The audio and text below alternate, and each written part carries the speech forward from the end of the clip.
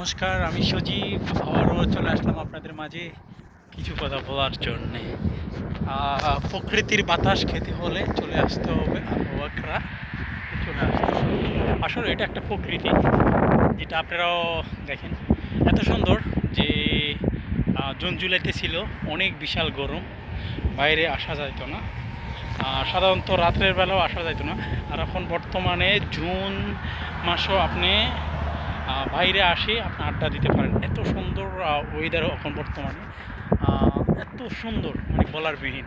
দেখেন মানে কি বলবো, মানে হালকা ঠান্ডা হালকা গরম, মানে এগুলোর ভিতরে মানে আগের মতন ওই যে গরম হাওয়াটা আর নাই। একটা জিনিস নাই কি কারণে জানেন? এই প্রকৃতির কারণে। কোনটা?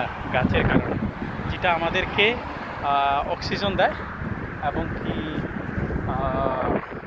ভালো বাতাস দেয়, পিওর বাতাস দেয়, যেটা আপনি এসির ভিতরেও পাবেন না।